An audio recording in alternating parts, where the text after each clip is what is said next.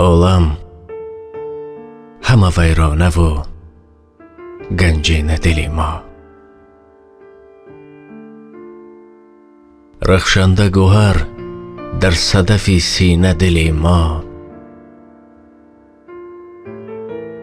به نور خدا خاک سیه را چی بهای است؟ انوار خدا را بود آینه دل ما. یابیم تجلی ز خدا چون بشود پاک،